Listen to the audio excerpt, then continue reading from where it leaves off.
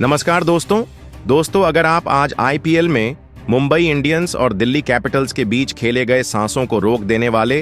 63वें और सबसे रोमांचक महामुकाबले को देखने के बाद खुश हैं,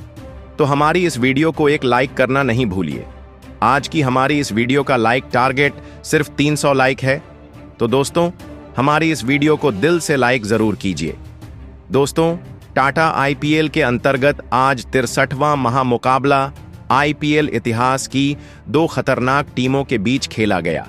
जहां पर आज मुंबई के वानखेड़े क्रिकेट स्टेडियम में हार्दिक पांड्या की मुंबई इंडियंस के सामने फाफ डू प्लेसिस की दिल्ली कैपिटल्स टीम मौजूद थी। जहां आज जब इस महामुकाबले में टॉस के लिए सिक्का उछाला गया तो दिल्ली के कप्तान फाफ डू प्लेसिस ने टॉस जीता और पहले गेंदबाजी का फैसला किया और मुंबई इंडियंस को पहले बल्लेबाजी करने के लिए आमंत्रित किया गया था, जिसके बाद मुंबई की तरफ से पहले बल्लेबाजी करने के लिए दो घातक बल्लेबाज मैदान पर उतरे, जहां पर आज रोहित शर्मा और रायन रिकल्टन के कंधों पर अपनी टीम को बेहतरीन तूफानी एवं विस्फोटक अंदाज में शुरुआत दिलाने की बड़ी जिम्मेदारी थी। तो वहीं पारी का पहला ओवर लेकर दिल्ली कैपिटल्स की तरफ से मुकेश कुमार आते हैं, जिसकी 5वीं गेंद पर एक बेहतरीन चौका रोहित शर्मा लगा देते हैं, जहां ऑफ स्टंप के बाहर डाली गई ओवर पिच गेंद पर रोहित शर्मा डीप कवर्स की ओर हवा में शॉट लगाते हैं और गेंद को सीमा रेखा पार करा चौका बटोरते हैं। जिसके बाद दूसरा ओवर दुष्मंत चमीरा को सौंपा जाता है, जिसमें रायन रिकल्टन अपने हाथ खोलते हैं और लगातार दो बड़े छक्के लगा देते हैं। जहां पहले तीसरी गेंद पर फुल लेंथ की गेंद पर रिकल्टन ने लॉन्ग ऑन की ओर हवा में शॉट लगाया और बीच बल्ले को लगकर गेंद स्टैंड्स में चली जाती है छक्के के लिए। तो वहीं अगली ही गेंद पर भी एक और शानदार छक्का रिकल्टन द्वारा लॉन्ग ऑफ की तरफ शॉट खेल लगाया जाता है और 2 ओवर में ही मुंबई की टीम ने 22 रन स्कोर बोर्ड पर लगा दिए थे। लेकिन तीसरा ओवर लेकर आए मुस्तफिजुर रहमान मुंबई को बड़ा झटका देते हैं और दूसरी गेंद पर रोहित शर्मा को विकेटकीपर अभिषेक पोरेल के हाथों कैच आउट करवा देते हैं, जहां रोहित शर्मा 5 गेंदों में सिर्फ 5 रन बनाकर आउट हुए और 23 रन के स्कोर पर मुंबई ने अपना पहला विकेट खोया। जिसके बाद रायन रिकल्टन का साथ निभाने मैदान में विल जैक्स को भेजा जाता है और विल जैक्स आते से ही चौथा ओवर लेकर आए। विप्रज निगम को 2 चौके लगा देते हैं, जहां तीसरी गेंद पर छोटी डाली गई गेंद पर जैक्स ने मिड ऑन फील्डर के ऊपर से शॉट खेल चौका हासिल किया। तो वहीं आखिरी गेंद पर भी एक बार फिर छोटी डाली गई गेंद को बैक फुट से मिड विकेट की ओर पुल शॉट लगाया और गेंद को सीमा रेखा पार करा, चौका बटोरा और 4 ओवर में 1 विकेट खोकर 34 रन मुंबई के हो गए थे। लेकिन विल जैक्स का बल्ला यहीं नहीं रुका और 5वें ओवर में मुस्तफिजुर रहमान को एक चौका और एक छक्का लगा दिया, जहां पहले विल जैक्स चौथी गेंद पर लेग स्टंप पर डाली गई धीमी गति की गेंद बल्ले का किनारा ले शॉर्ट थर्ड मैन के फील्डर ऊपर से निकल गई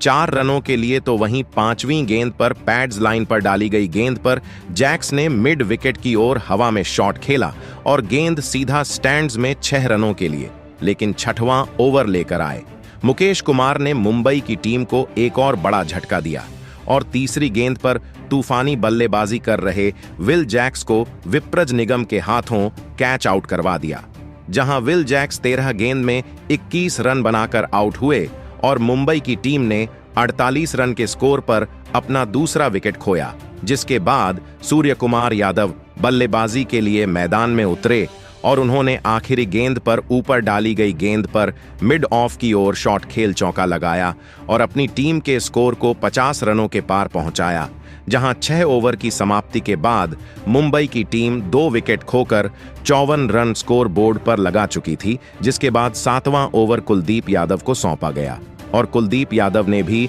अपने इस ओवर की चौथी गेंद पर मुंबई इंडियंस के दूसरे सलामी बल्लेबाज रायन रिकल्टन को माधव तिवारी के हाथों कैच आउट करवाकर पवेलियन का रास्ता दिखाया, जहां रायन रिकल्टन 18 गेंद में 25 रन बनाकर आउट हो गए और 58 रन के स्कोर पर तीसरा विकेट मुंबई का गिरा। जिसके बाद सूर्य कुमार यादव का साथ निभाने तिलक वर्मा मैदान में उतरे, जहां 3 बड़े विकेट गिर जाने के बाद अब तिलक वर्मा और सूर्य कुमार यादव की कंधों पर जिम्मेदारी थी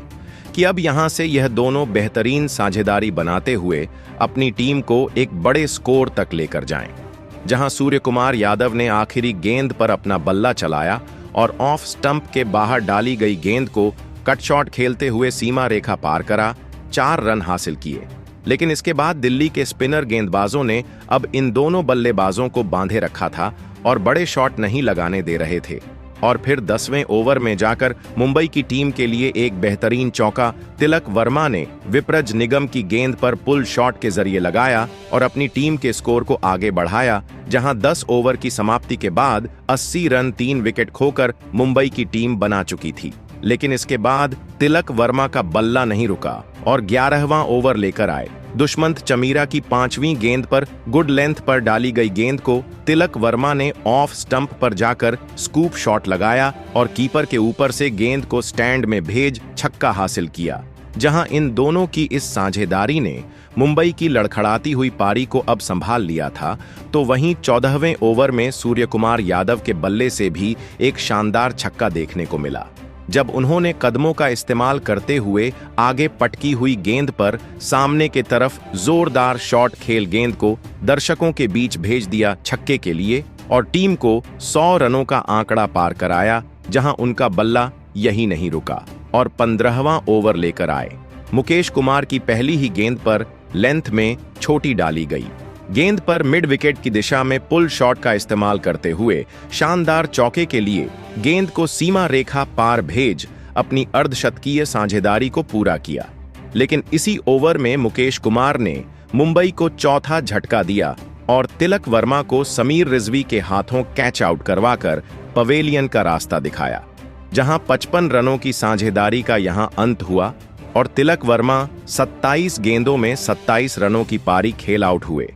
जहां मुंबई की टीम ने 113 रनों के स्कोर पर अपना चौथा विकेट खोया, जिसके बाद कप्तान हार्दिक पांड्या मैदान में उतरे। लेकिन एक तरफ सूर्य कुमार यादव जमे हुए थे और वह बड़े शॉट खेल रहे थे और उन्होंने 17वें ओवर की पहली ही गेंद पर दुष्मंत चमीरा को पॉइंट की ओर शॉट खेल चौका बटोरा।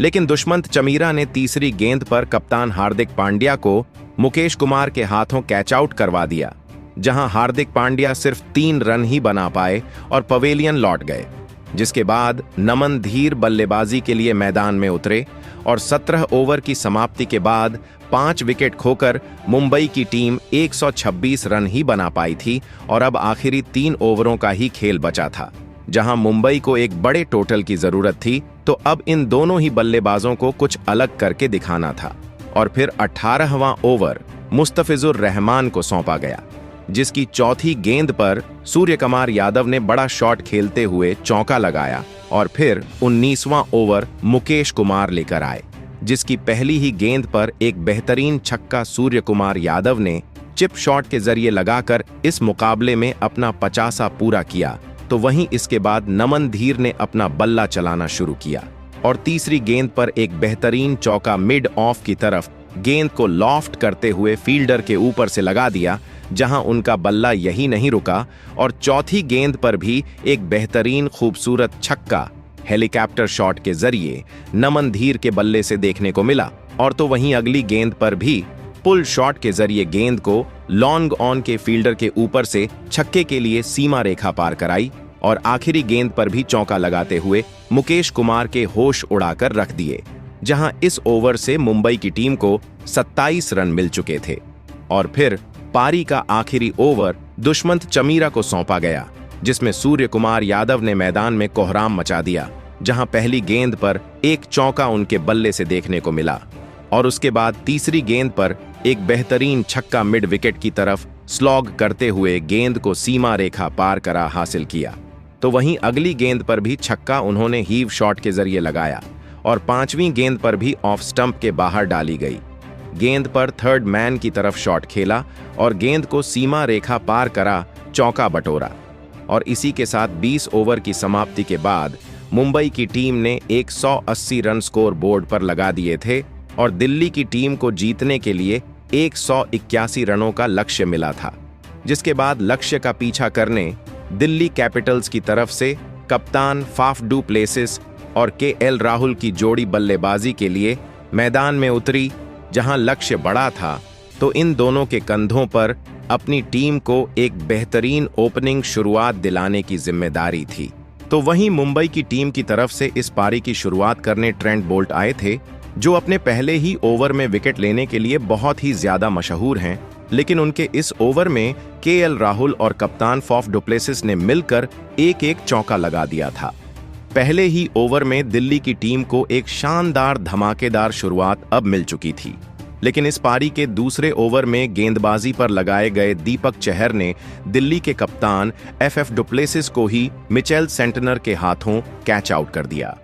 कप्तान एफ डु प्लेसिस इस मुकाबले में 7 गेंद में 6 रन बनाकर आउट हो गए।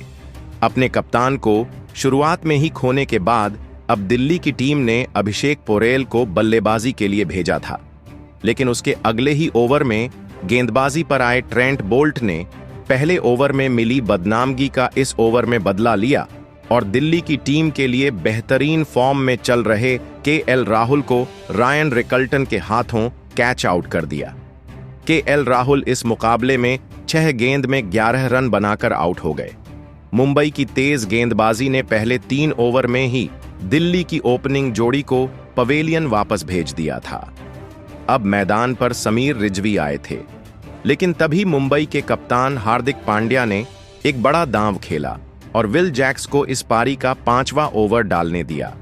लेकिन इस 5वें ओवर में विल जैक्स ने अपने कप्तान को निराश नहीं किया और अभिषेक पोरेल को रायन रिकल्टन के हाथों स्टंप आउट कर दिया।